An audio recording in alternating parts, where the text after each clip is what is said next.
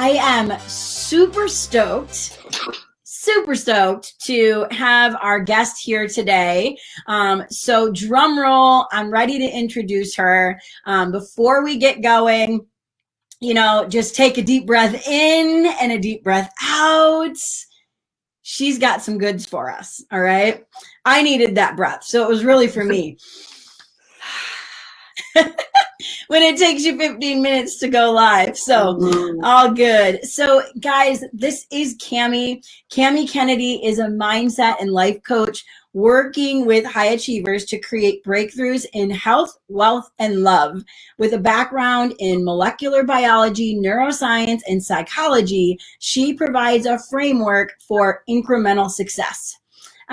It's not about being perfect. We talk about that all the time here, don't we, ladies? It's not about being perfect. It's about practicing your potential. She's been featured in Oxygen Magazine and Shape.com, as well as being an international speaker. So I don't need any other introductions. She is amazing. She is a rock star. Other than to just say she really embodies like this idea of self-love and self-care, but it's been a journey. It's been a journey. It's something that we just don't wake up and we just have, right? We have to work at it. So Camy, I'm so excited to have you here. Why don't you say hi and tell us a little bit about yourself? Thank you for having me. I'm really excited to be here. And my cat was coming in the frame. So you might see my cat come in the frame. You might see my dogs off to the side here. So just letting you know that. I have been in the fitness industry for over 15 years. And I was actually a fitness model at one time. That's how I got published in some magazines. And some people would say that, we're a different breed, or we don't have body image challenges, or they kind of put fitness people in a different box. But I'll also tell you that coming from a fitness background, those are some of the most neurotic people that in terms of trying to achieve a certain body composition to feel like you're worthy enough. So that is my background. And then I transitioned to life coaching in 2018. So now I coach on the whole person, not just the fitness. But that's a little sneak peek of my story, and I'll definitely go more in depth about it as well. Awesome. Yeah, I'm very excited to just kind of hear that, because I know that we can have these different physiques, or we can have these different changes, and just kind of the transition with our mindset that we go through when maybe we lose those results a little bit better, or we find ourselves in a different stage of life. And we've definitely got a lot going on with the Empowered Weight Loss for Women here, where, okay, but I've had this, or I want this, or trying to put something on a pedestal, like I need to achieve this. And even though I've come this far, but it's still not as good as my best, or it's still not where I want to be. So I know that you're going to incorporate that in what you're teaching us today, because it's all about self-love. And I absolutely love our topic, that you can't hate yourself to a better body. And so I'm just excited to let you take it away and let it rip, because I want to soak up all this good stuff. You might see me taking notes too, ladies. So feel free to take some notes, and we'll take questions at the end too. Amazing. I love it. So I'll kind of share my story. And then as you guys are listening, feel free to just type your questions in, because things will come up for you as I talk. And at least by you typing them in, we'll be able to circle back around to them. So I'll go way back. I grew up as an overweight kid. And as a lot of times we are indoctrinated with a certain set of beliefs around our body. I can remember kind of being chubby, kind of grew up as a tomboy. So I was kind of like the little fat kid that was like always dirty, like running around outside playing with the boys. And people in my family would say, like, don't eat that, you're going to get fat. And then my mom was dieting. I think this is like back in the 90s, whenever it was like the low fat thing, right? Like, make sure you look at the fat. And I remember even those chips that it had some kind of sweetener in it or some kind of fat in it that would make you have anal leakage. Like, that was how I grew up, with like let's choose any food that doesn't have fat so that we don't get fat. And so around 6th or 7th grade, I ended up like coming up against the point where I was feeling very chubby. And that's when you start to like boys. And that's when a lot of my body dysmorphia began. And I was playing 3 sports. I played volleyball, I ran track, and I did taekwondo. And I decided this was a time where I was going to start watching my calories and watching what I ate. And at that time, I decided, my cat's here to comfort me for these traumatic memories. Thank you. I decided at the time that I was going to cut calories. So that meant I ate one single Pop-Tart for lunch. I ate an apple or a Pop-Tart for breakfast, an apple for lunch, and I ate a pack of crackers for dinner. And I ended up losing, and I was playing 3 sports. So I ended up losing like 25 pounds with like 6th or 7th grade.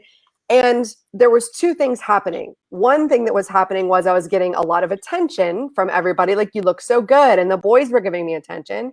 And then I was also getting like unwanted attention. Like, oh, you have a problem. You have an eating disorder. And, there was both things, right? But, when we're kids, and remember, we're still operating out of our inner child, right? A lot of the things that we're doing now is still coming from us trying to fill a void that wasn't fulfilled in our youth, or there was a relationship experience in our life that we're still reliving in some way. So it gave me the attention that I wanted. And it's very interesting because I just went back, to Christmas back home. We were looking at old pictures, and my family still is like, oh my gosh, you look so good back then. And I was like, wow, this is where it really comes from, right? So if you have kids, let's first say, if you have kids, be very, very mindful of what you're saying around them. And this is one of my first, I'm kind of going to give you 3 tools today, but this is one of the first things that you can change right now. And that is how you speak about yourself. And especially if you have children or you're around children, or you just want to uplift your friends, because typically as women, what we do is we get together and we say, my arms are fat, but your legs are skinny. I wish I had your legs. And we do this like complimentary technique that we, in the same breath, put ourselves down. So we'll say, oh, you look so great in that dress. And then you'll be like, but that would never look good on me. It's almost like we trade it off when we're recognizing something in someone else, that we're automatically comparing it to something in ourselves. And I was doing this. I had a friend 10 years ago. We were workout partners at the gym, and we would always do that. Like, I had really thick volleyball thighs, and she had like really lean soccer thighs. So we would always be like, I want your legs. I want your legs. And we would do this thing, right? And at the time, this was obviously 10, 11, 12 years ago, I was realizing that mindset was so powerful because I was pursuing this ideal body in order to earn this worthiness that I thought that was going to get me by being a certain % body fat, by being a certain number on the scale, by being published in a magazine, by getting on a fitness competition stage. I was seeking this worthiness from a number, but guess what happened? That period in my life when I was 16% body fat was some of the darkest times in my life, where I would go to sleep not even caring if I would wake up in the morning, because I lived in California. I was with a hot guy. Like, I had all the quote unquote things, and I had a good body, so other people would say, but I didn't see any of it that way. So I realized at that time that it all is in your mind. It's not reality. And so what I did when I was first meeting up with my gym partner is we made an agreement. We won't speak negatively about our bodies. So, I don't know how your mama taught you, but my mama taught me, if you don't have anything nice to say, don't say anything at all. That's the first step you can take, is if you just don't verbalize the negatives, that is the first place you can start. And then you can start to become aware of what you're thinking. And step 2 is, once you're aware of what you're thinking, you can start to reprogram the mind. I coach a lot of women on self-love, and I'm doing a course right now called Self-Love Perfectionist Project. It's about perfectionism, especially as it relates to females, body image, comparison. And in the same week, I had several women say, I'm struggling with body image. And I said, okay, you're not special. You're not special. And I'm saying that to say, number 1, it breaks you out of that pattern of like, oh, there's something wrong with me and I'm having these thoughts and these feelings. And it gives me like a reason to not show up because I'm struggling with these things. But here's the deal. Everybody has the same thoughts about body image, especially females, because it has been indoctrinated, because of women's magazines, because of media. So we're all being fed the same story, which means we all have the same thoughts. So if you can start to realize, I am just having a collective thought that every woman experiences, and then start to look for evidence of, maybe there's body positive coaches out there that you want to follow, people like Ashley Graham, who was a plus size model, who was gorgeous. Start to realize that there are people out there that love their body just the way it is right now, and they're still working towards achieving their fitness or their health goal. But what happens is we start to identify with our thoughts, and we start to act like our thoughts are just like the daily news. Like, I'm reporting the news. This is just the fact. I'm fat and I feel flabby and blah, blah, blah, whenever that's not actually true. And when you can start to identify it's a thought, it's not real, it's not the actual truth, then you can start to make progress on deconstructing those mindsets, reaffirming, and starting to reprogram the mind. So I wanted to kind of give you guys that. I'm going to take a drink of water because I'm getting. Camy, I found it really interesting when your first point, when you were talking about, really be careful what you say around your kids.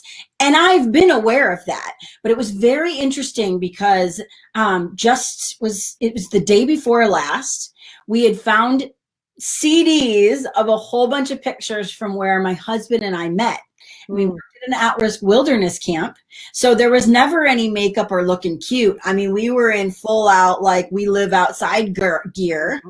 I was almost at my heaviest, not quite there. But so there's these pictures of me. We're like, oh, let's show the kids camp. And I'm like, wow, my husband fell in love with that. He must really love me. But at one point, like, there were a couple times I was just like, ooh, and I'd make that like, oh, not a good look.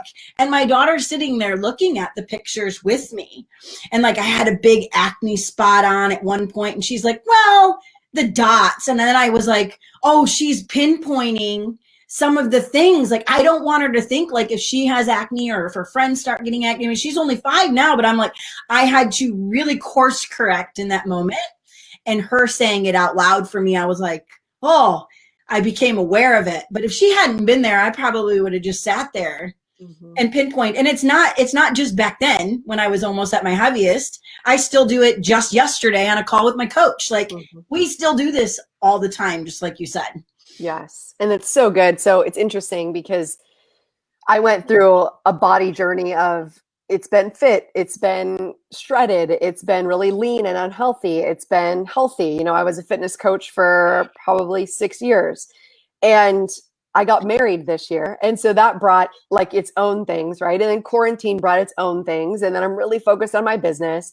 And it's very interesting what we do too, because as I was transitioning out of my business, I really felt that I needed to let go of the fitness personality, because people were seeing me as fitness Camy and just like this positive, bubbly fitness coach, like, fitness instructor with not a lot of depth. And I was always funny and like blonde. And I really wanted to be respected for all of the mindset work and the fact that I have a degree in molecular cell biology and all of the things.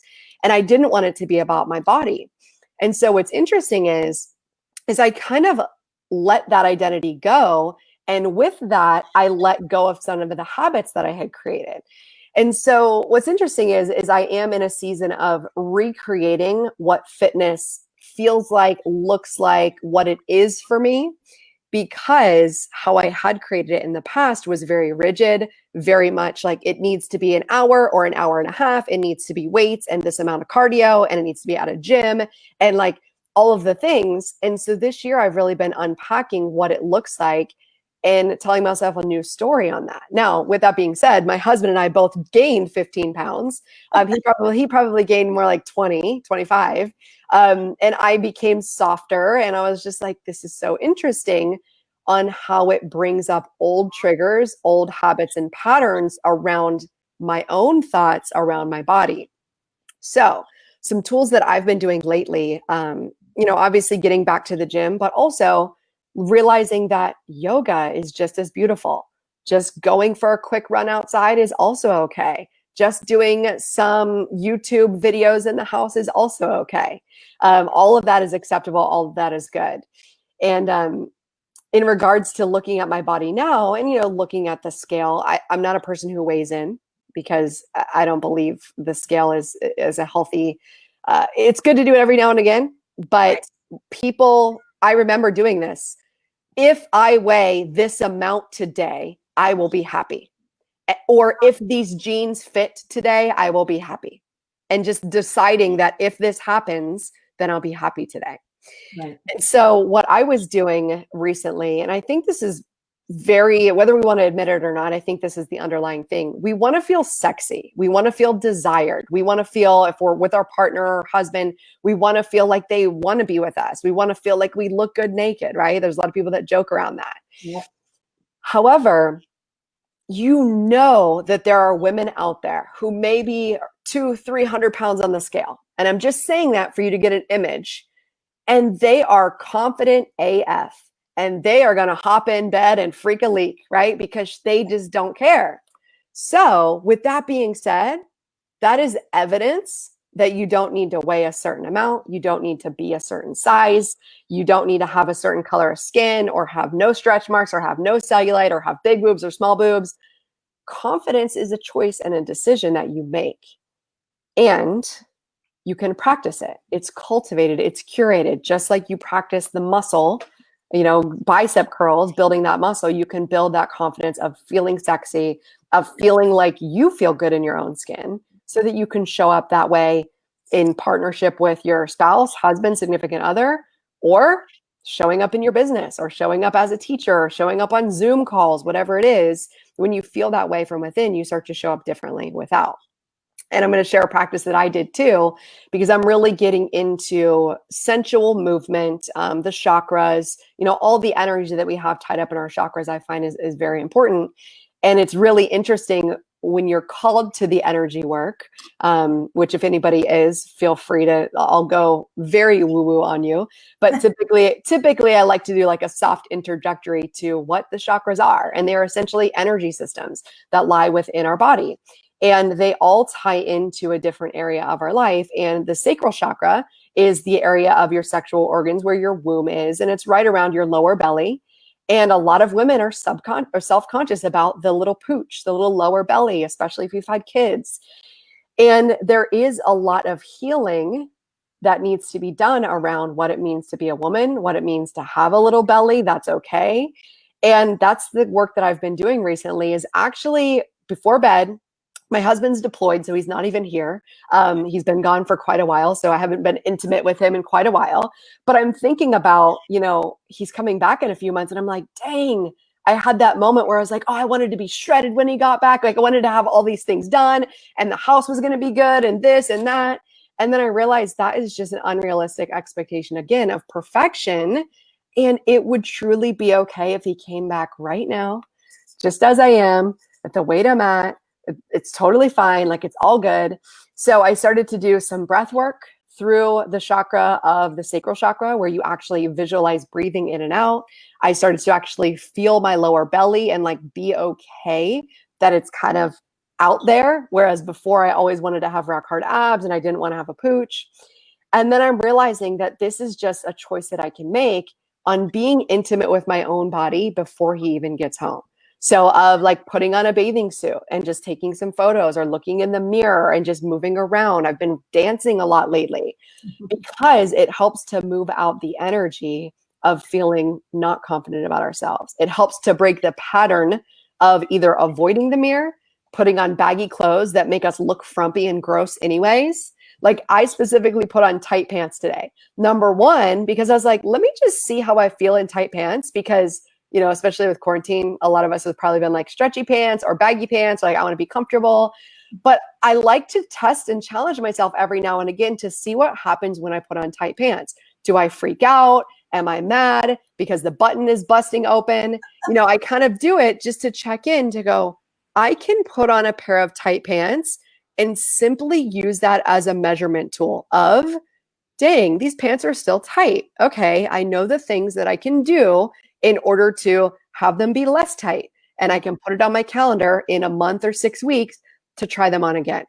What I'm not going to do is try them on tomorrow or the next day or when I'm on my period or in 1 week or after the weekend on Monday morning. I'm going to kind of be like, oh, let me just put these on and see where it's at. So I'll do some of these challenges with myself every now and again so that I don't fall back into an old rut. And part of that, I kind of mentioned it, is dressing like you hate your body, not showing your arms. Like even today, you know, my arms used to be so shredded, and I've been noticing, I'm like, interesting. My arms are not as you know, fit as I'd like them to be. Let me wear a tank top, go work out, and just look at my arms and just watch them and just honor them and notice like what parts of them are really looking good. Okay, my shoulders, right? You know, my triceps don't look as good, but I don't focus on that. I look at what progress am I making to know that. Because here's what we do. The part of our body that we usually hate the most is usually the part of our body that holds on to fat the most. So it's just a natural part of the process of, number one, this part is always going to have the highest fat content because of the way my body composition is. So we might as well just own it, right? Thick thighs save lives. And we can start honoring those other parts of us that we do feel really good about. One of mine, when I first started on this journey, was my wrists. I was like, I have tiny wrists. I could feel good about them. I never had a negative thought or feeling about my wrists. So if that's all you can focus on right now, focus on that.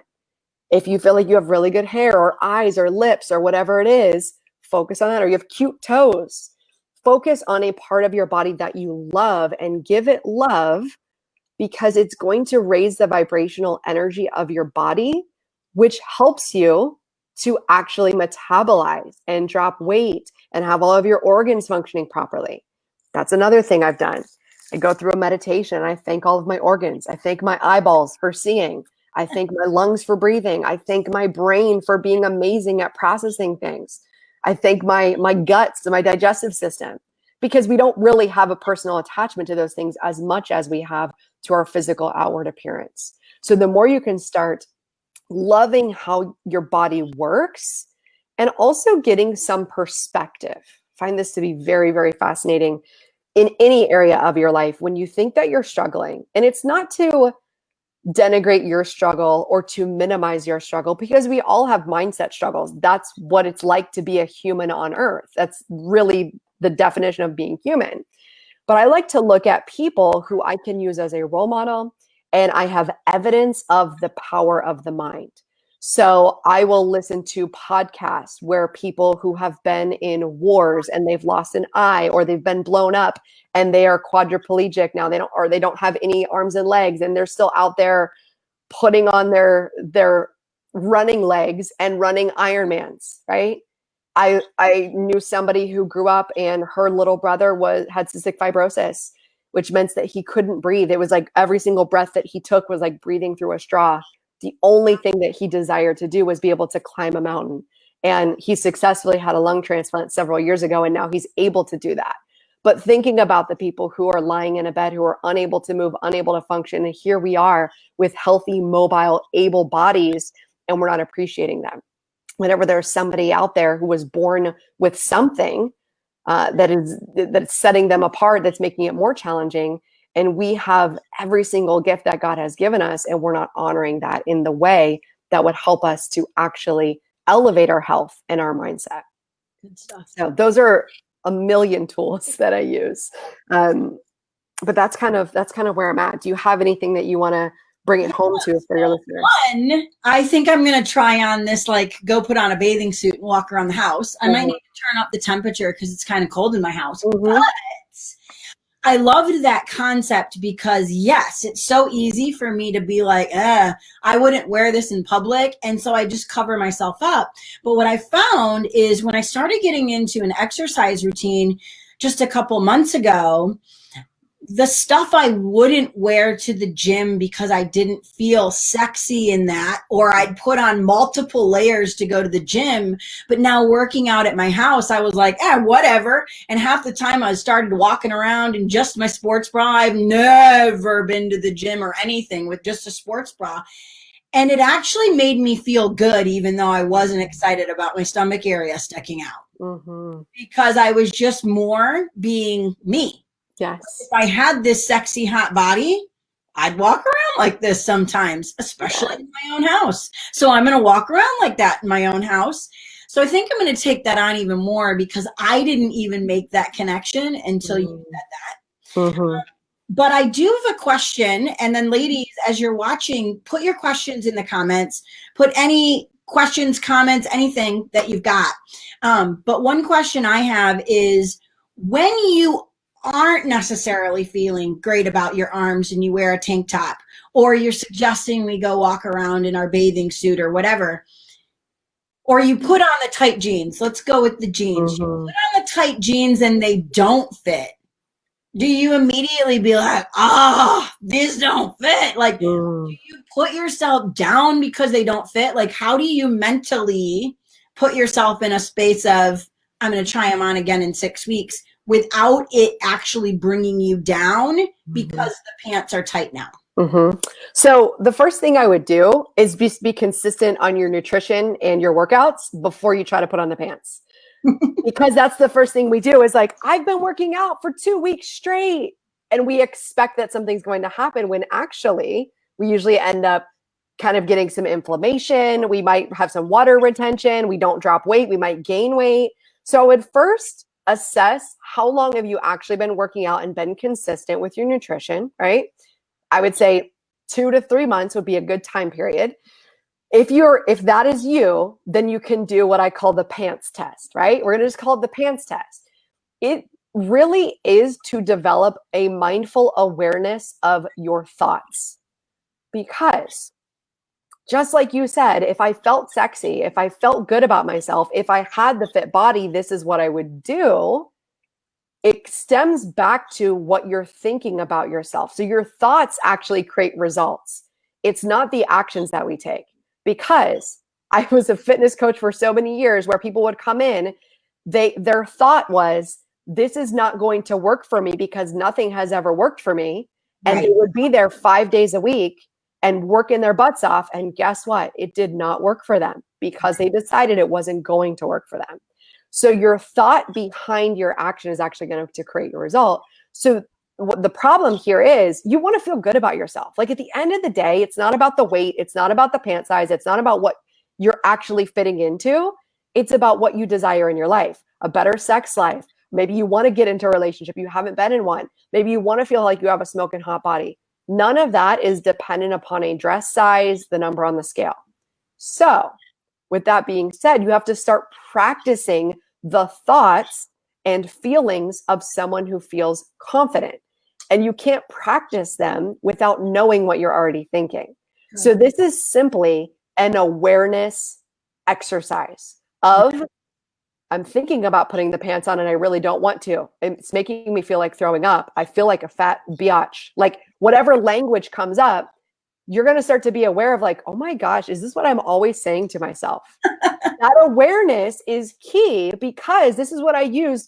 I use this language to motivate myself to go to the gym. And I just be like, your thighs are so effing fat. Go work out more. You can't control yourself around. Like I was like a drill instructor in a way that was not serving me. It was not useful because when I was 16% body fat and I was like eating lettuce and like I had to actually go on 3-hour walks every night because I was so starving and I couldn't be in the house because if I was in the house, I would eat.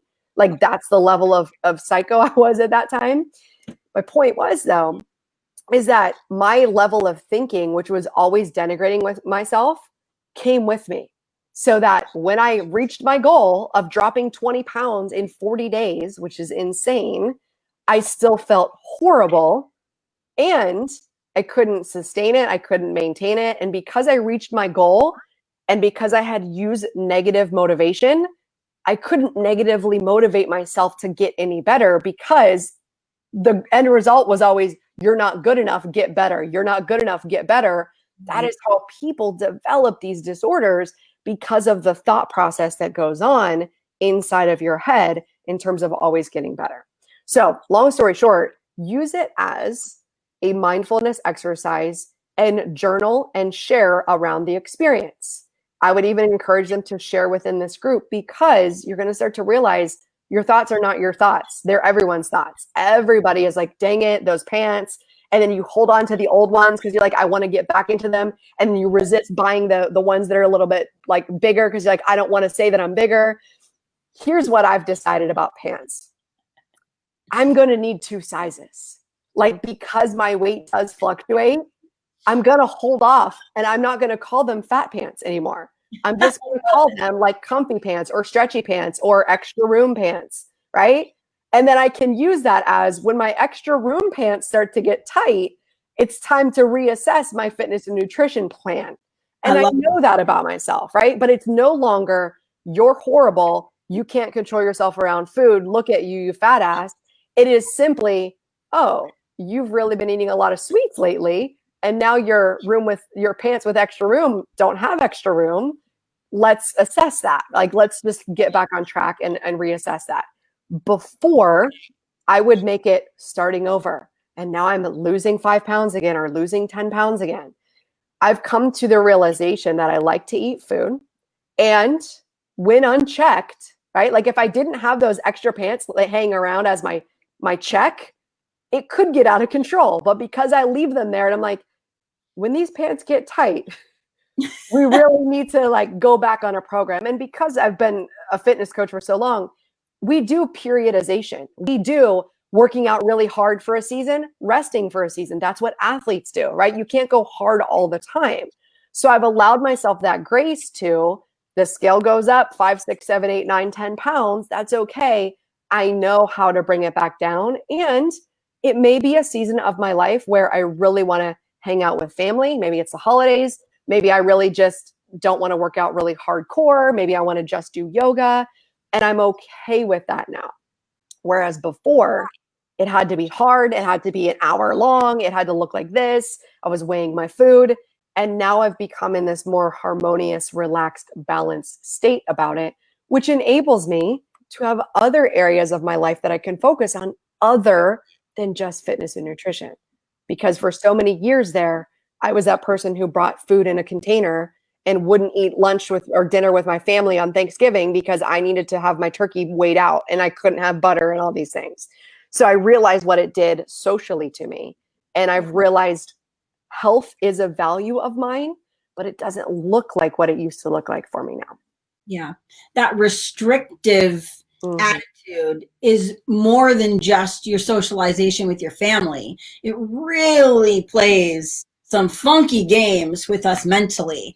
That's why I'm always talking in this group about, it really is about being able to still have your favorites and still have the results. And I love this mentality you've switched to, where I can have 2 sizes of pants. And I love that it's not about starting over. It's just about kind of getting back into the groove. You know, I think so much we just think that as soon as we gain even 1 pound, heaven forbid 5, and oh my gosh, like 9, I can't go to 10 pounds up. And we freak out to the point where then all of a sudden it's not 10, it's 20 pounds. And we're just like, I just suck, you know? And having that freedom of knowing, one, all of us have, like you said, the different seasons of life, and our bodies naturally fluctuate. And I think as females, we naturally fluctuate more. Thank you, hormones, right? So there's all kinds of ebbs and flow. If we can just know I'm doing right for myself, mind, body, and soul, not just physically, but mentally, right? Socially, that I can have a cookie sometimes, or I can go have the butter with the turkey and not weigh out my turkey. But that doesn't mean I got off the bandwagon and now I'm starting all over again Monday after Thanksgiving. It's just, all right, cool, back into my flow. Mm-hmm. Yeah. And when we don't have those restrictions, then we didn't break something because there wasn't a line that we crossed that now we can't go back, you know? Yes. Well, awesome. Do you have anything else to kind of say on this topic as we wrap it in a bow? And then I also want you to let us know where we can find you too. Yeah. So I want to leave them with some thoughts that they can practice, because this is what we think that thoughts are, we can't control them and they just pop into our head and we can't change them. But I want to invite you to borrow some beliefs and borrow some thoughts. These are ones that have been really valuable for me. One of them is being fit is really easy for me. Eating healthy is really easy for me. And I don't use the word like right choices. So I won't say making right choices is easy for me. What I use is an acronym called IFBW. It's I feel better when. And I use this kind of all over my life, but sometimes I feel better when I eat the dang brownie and it's so good, and I have popcorn and I have chocolate, like all in one night. Like the other night, I had Oreos and tater tots for dinner, and I was like, "What am I doing?" Right? Like in the moment, I was like, "This is delicious," and then the next morning, I said IFBW. I'm like, actually, I feel better when I don't eat tater tots and Oreos for dinner. Like, I'm glad I tried that. That was interesting. Like, and like I didn't meal prep and all these things, but I realized like the next morning, I'm just like, I ate that pretty late and I don't feel as good now. And, you know, I had a great workout the next day, maybe fueled by the carbs, but I feel better when. Yeah. So that leaves out the shame, that leaves out the guilt. It just goes, I feel better when I have Oreos because I love them, but I feel better when I have them with a protein shake because I'm getting my protein and I'm not just eating 100% carbs in a meal, because I know then it makes my energy dip or it makes me bloated or whatever.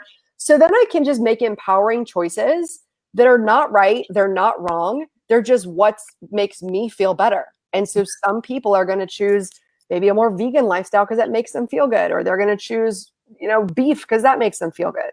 And then it's not about being right or wrong. So I would ask yourself the question, where have you made yourself or your food or your workout right or wrong? Yes. Because that is when you get into a trap, and just start to journal about that. Just start to reflect on that, on what's going on with that. Awesome.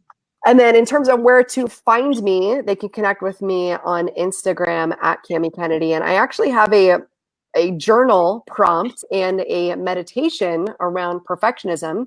So if they go to my website, they go to camykennedy.com/perfect, they can get that sent to them via email, and they can start to journal around this perfectionism and what it means to be right, and how you've defined being right as, and how that has actually been sabotaging your life.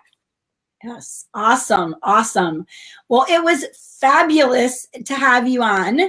Thank you so much for hopping on. It was great. I am excited to try out some of these tools. I love the I feel better when. Mm-hmm. Like, that's golden. And then also just really living into how I would feel or how I would dress and act, especially in the comfort of my own home. When it's easy to get sloppy in our own houses. Yeah.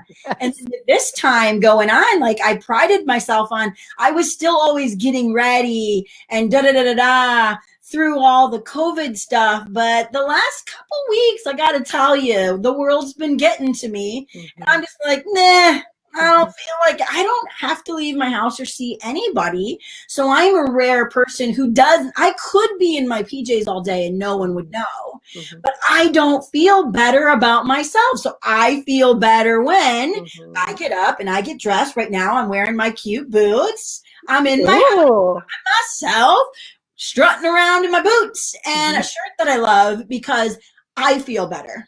Right? So it isn't for anybody else, but I could just as easily be in my stretchy or oversized pants and it wouldn't mean anything to anybody else in the world. But to me, I feel better. when I do those things. So I love that. Love that.